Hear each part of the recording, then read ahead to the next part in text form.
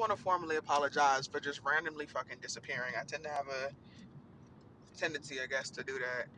And, I've been getting reached out by, or some of y'all have been reaching out to me, especially some brands that I was affiliated with. And so I just figured it was smarter to just make a whole entire video rather than to like keep copy paste.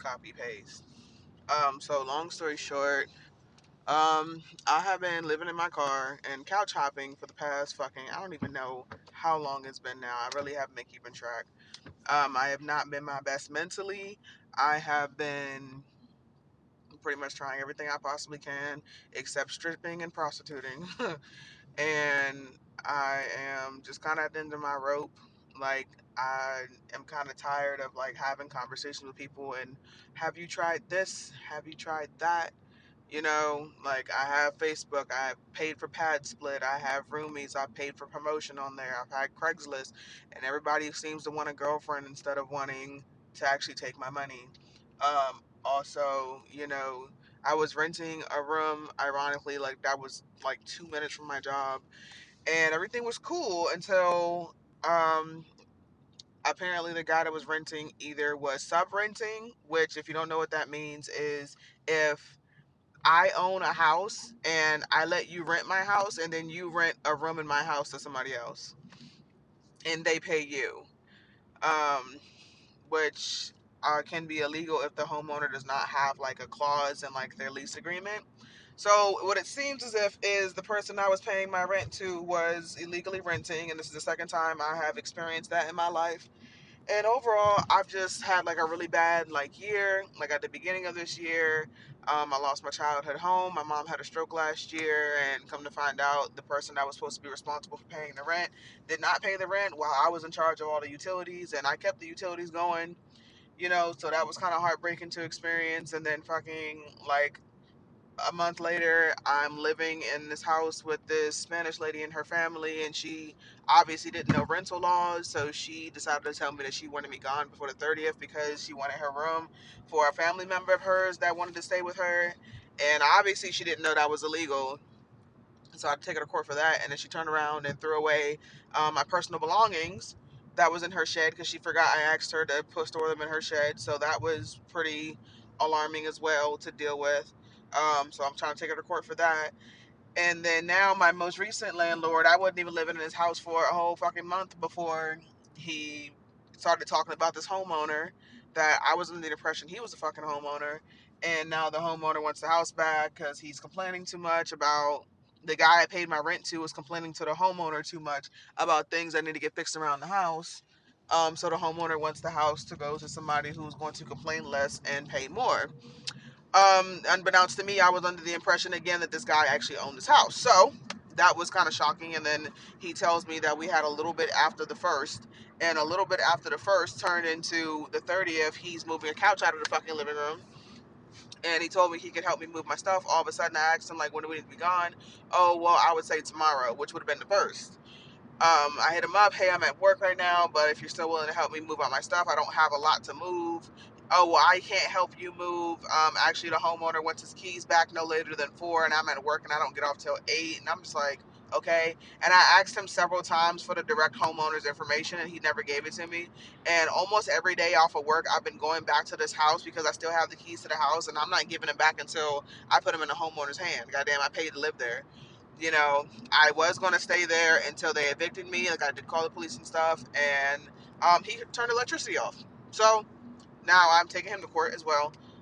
So that's fucking fun. But, obviously all this shit is like piling and strenuous because I need to find somewhere to live. I'm couch hopping, and I'm lucky to have the people that I have in my life that are allowing me to stay with them. But that's only like every other couple of days I can stay with them. You know what I mean? That's not all the time.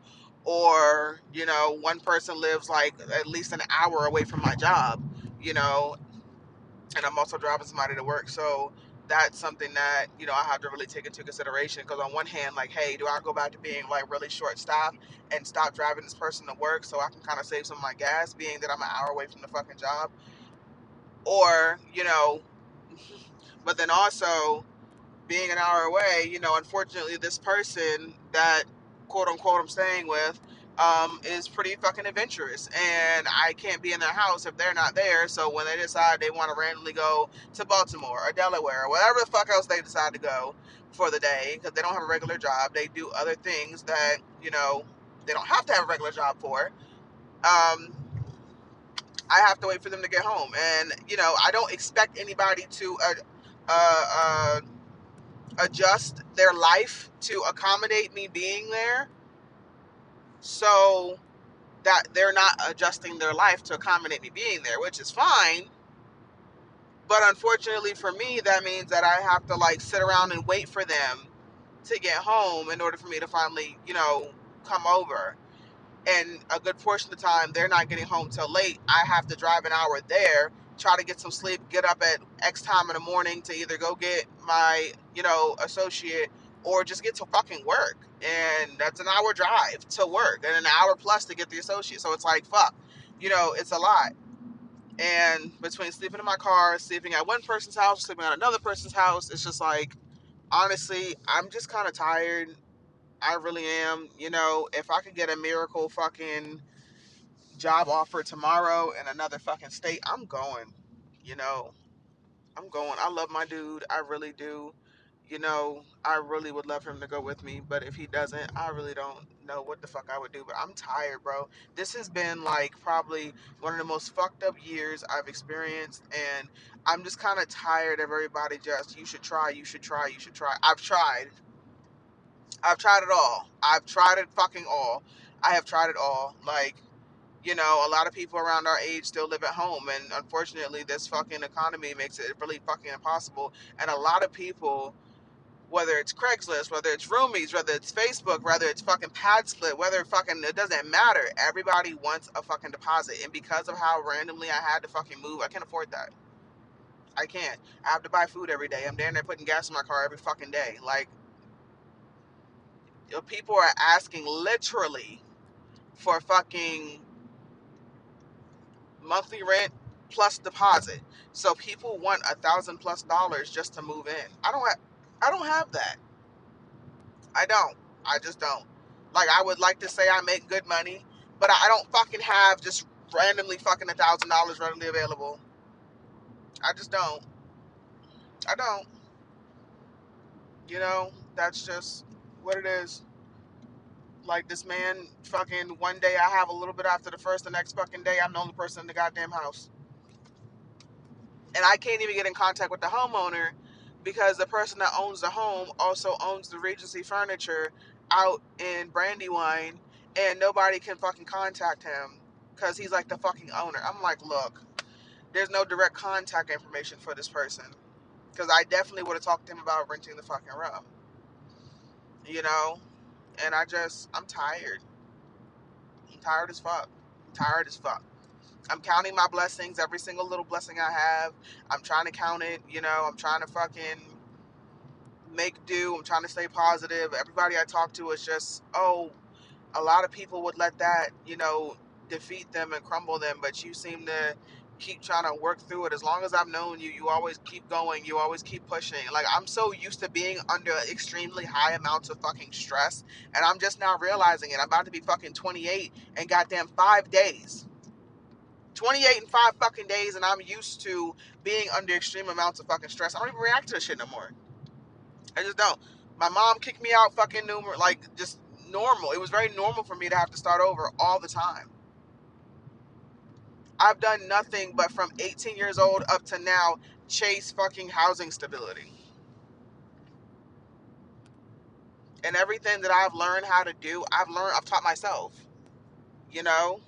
From changing my fucking spark plug to fucking, I don't know, fucking applying for grant. Like, I just went on a whole tangent, but as long as y'all are aware of what's going on, I'm not avoiding y'all. I don't have an address for y'all to send your products to. I don't have an address to live stream. So that's that. I'm sorry. And I hope to not lose contracts, but I don't know what else to do. But y'all stay blessed. And yeah, fucked up world we live